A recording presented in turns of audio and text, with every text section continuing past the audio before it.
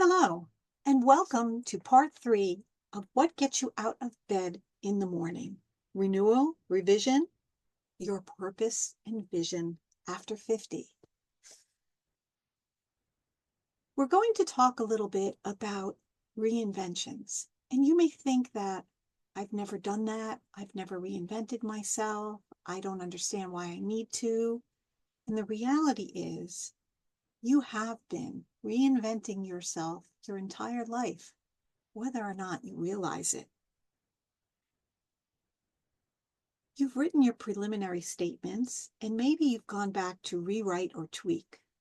This next section of the guide is for when you feel that you need to reinvent yourself, which often ends up creating the need to update or even completely change your purpose, mission, and vision.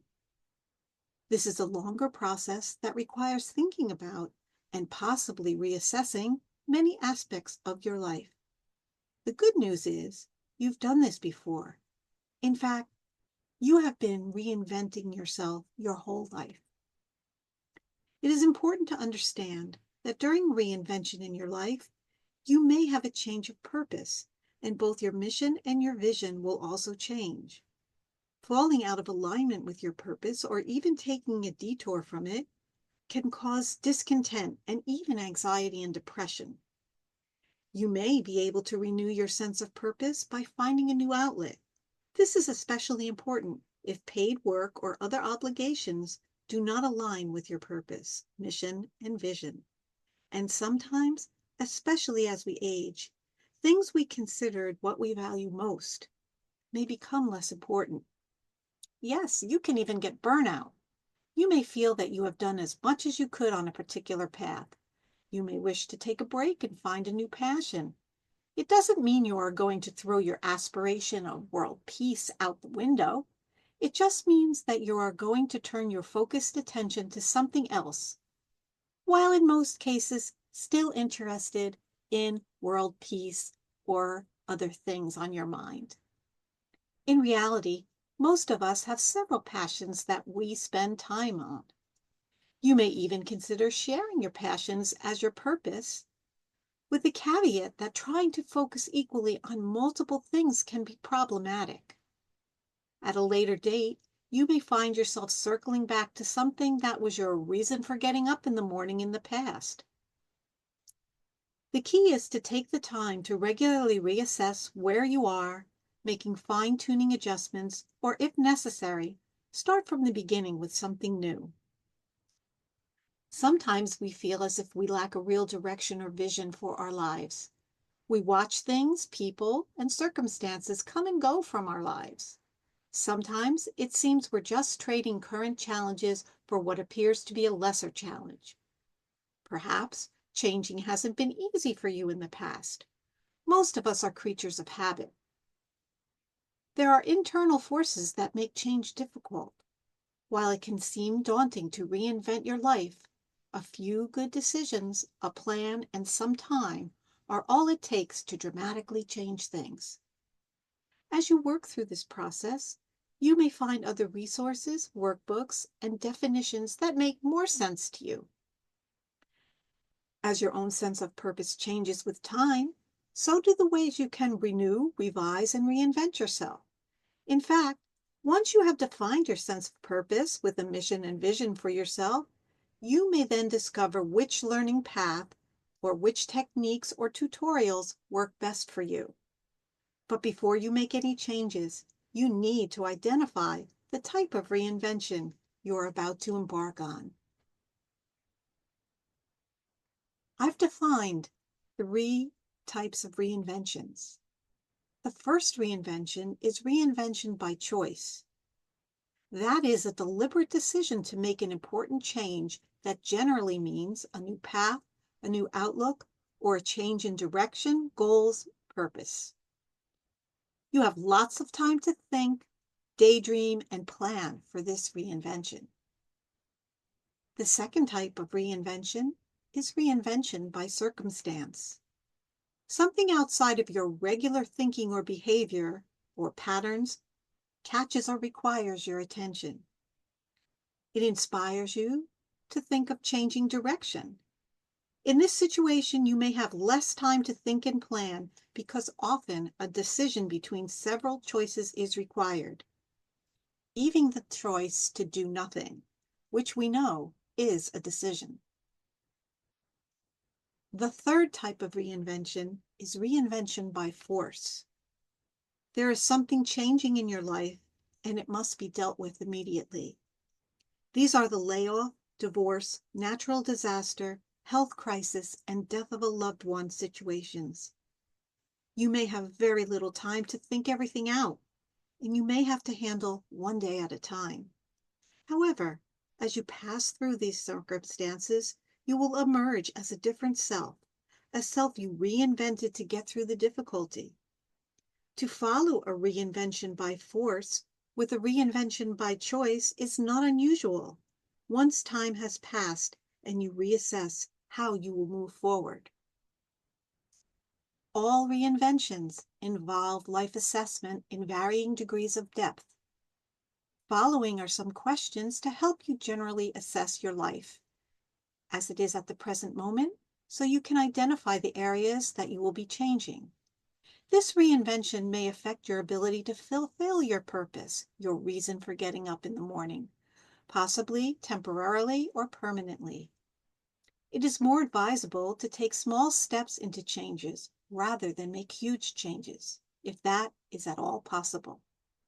The hardest part is knowing what things you can control and change and which you cannot. And mostly, in case of reinvention by force, you may not have a chance to consider all these factors in your life. You may have to manage on a day-to-day basis until you can get out of crisis mode.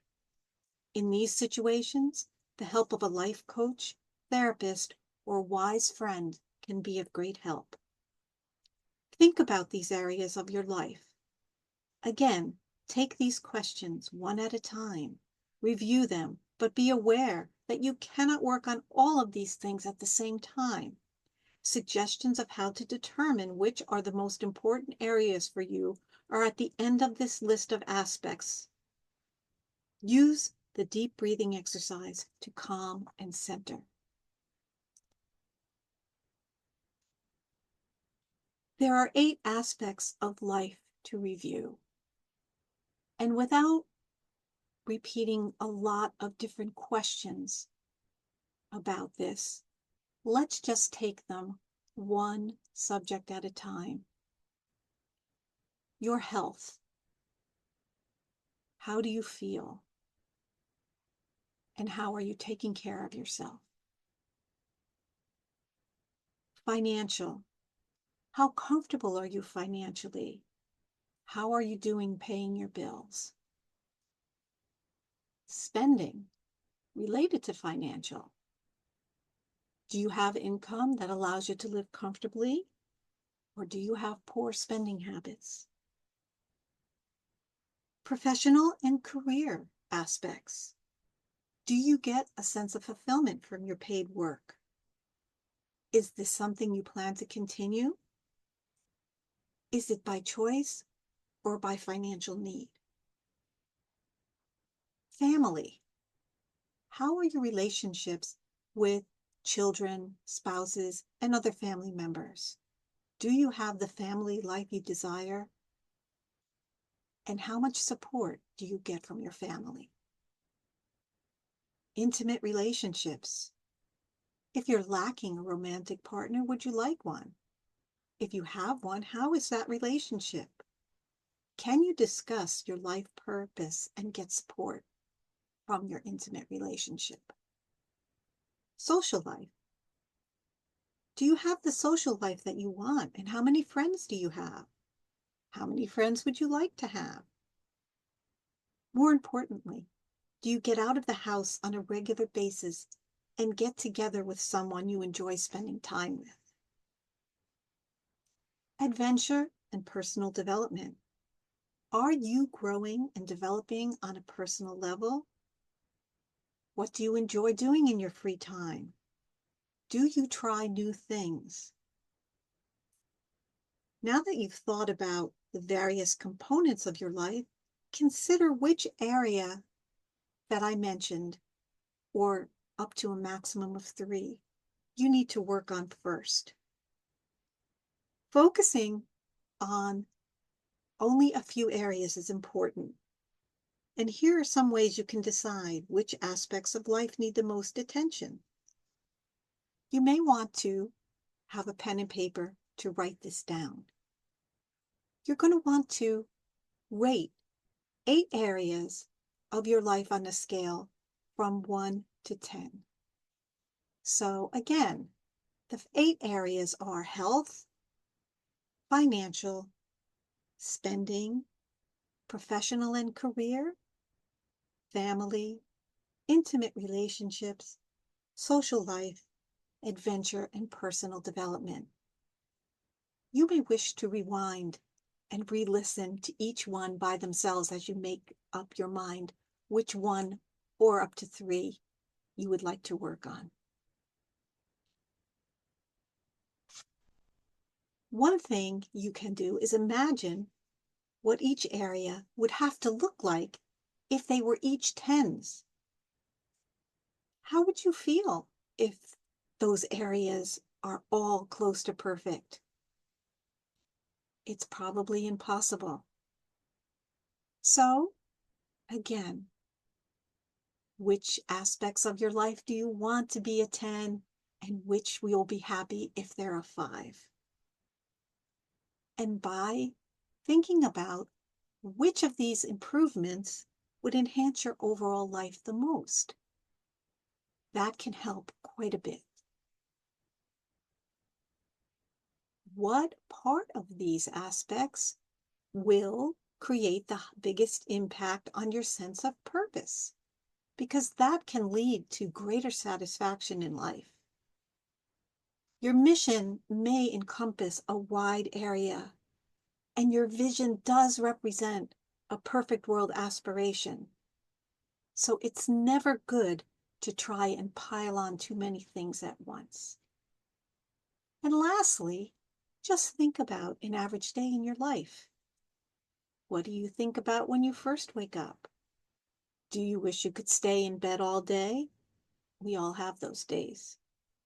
Are you excited for your plans for the day? And how do you feel physically? All of that is going to help you find meaning, purpose, and things to do in life. So just take 1 to 3 items you want to work on to keep your mind in focus. Writing gets stored in one part of the brain. Reading stores in another. And reading aloud gets stored in another part of your brain. This is how you can reinforce your commitment to your reinvention. It helps you decide on what you truly want to do rather than relying on luck or fate. At first, you are going to have a rush of ideas. Write them down. Give them some time to grow on you. Sometimes in the rush of ideas that sometimes comes when rediscovering a sense of purpose, you might set yourself up for failure by creating too many. So take your time. Even if you have chosen 3 items to work on, limit yourself to 1 area at a time to focus on.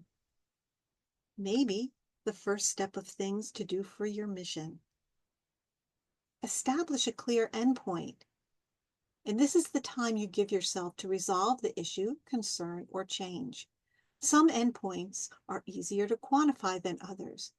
Issues around money or body weight have measurable outcomes. You can simply choose a number of dollars or pounds and go from there. Other things can be more challenging, so try to be specific. Instead of a professional career volunteering idea to help out at the animal shelter, create a specific action, such as go to the animal shelter and ask to volunteer 1 day a week. This is one of the most important ways to work on any of the 8 aspects of life that we previously discussed. A helpful time frame for working on your chosen life aspect is 4 to 12 weeks. Less than 4 weeks may not provide enough time to achieve anything significant, and more than 12 weeks may result in a loss of focus. Have realistic expectations. Volunteering at the animal shelter every day of the week is too much of a goal, while volunteering at the animal shelter once every 6 months may not be fulfilling enough and you could lose interest. Create an endpoint success image. Write a paragraph or two describing what you think it will look like when you accomplish or improve or conclude what you focused on. Even something as simple as, "Today I celebrated improving my health by losing weight. While I consider the new habits I've learned, I can work on my second item, getting my finances in order." Use your powers of visualization to your advantage. Our brains find it difficult to remember something without using imagery. Take a picture of yourself at the animal shelter and hang it on the fridge. Brag about it on social media. There are other ways to increase your odds of success. Think about what it will take to be successful in reaching your mission goals and boosting your sense of purpose. It's possible that you already have everything you need, but you'll probably find you're missing a few resources. Number 1, are there people you want to add to your life? If you're writing your first screenplay, you might require an agent, editor, or a friendly English professor. Consider who can assist you. Avoid thinking that you can do it all on your own. Number 2, what new knowledge do you need? If you want to become a community crisis volunteer, you will most likely need mental first aid training. Enhance your innate abilities with some education or training. Number 3, which habits do you want to change or add? Our lives are ultimately the result of our habits. It's the things we do on a regular basis that move our lives forward or backwards. Which habits do you want to drop?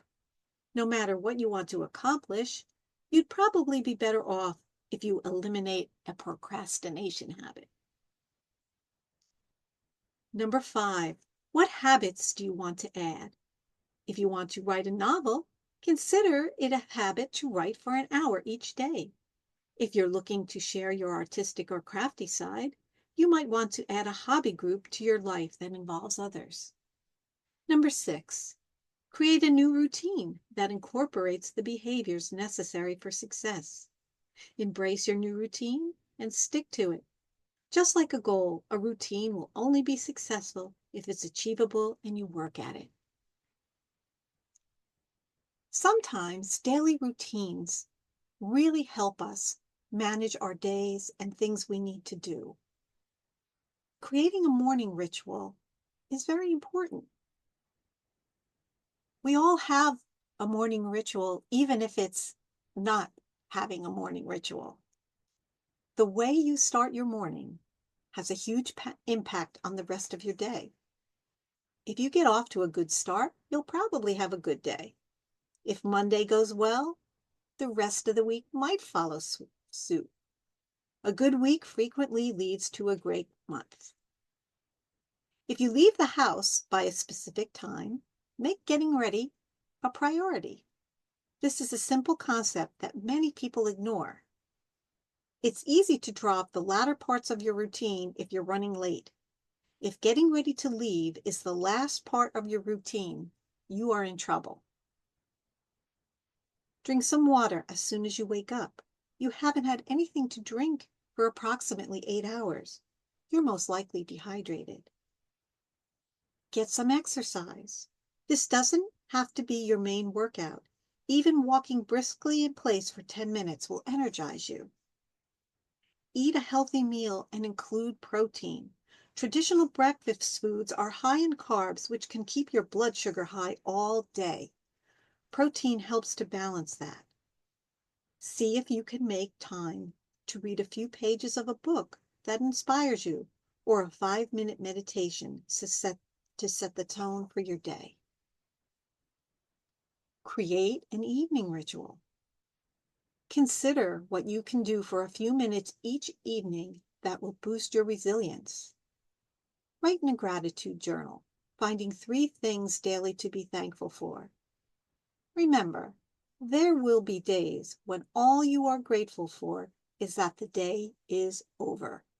Pat yourself on the back and think of better days ahead. Creating a relaxing routine that will allow you to sleep soundly. Meditating before bed could be part of your ritual. Don't bring mentally taxing activities like bill paying or watching the news into your bedroom. Learn to associate your bed with rest or sex. Your ritual ought to get you in bed early enough so you're getting a sufficient amount of sleep. Well-rested people often wake up before their alarms.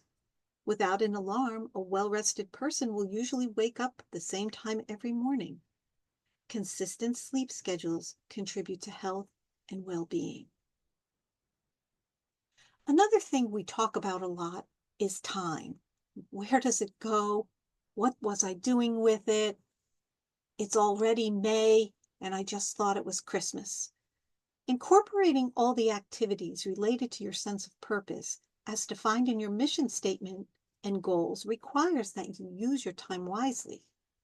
But that does not mean we must be constantly up to our eyeballs in some kind of work or activity.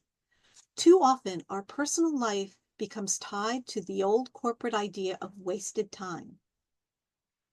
That attitude created by the idea of busy work, which really is the definition of wasted time. No one has more than 24 hours in a day.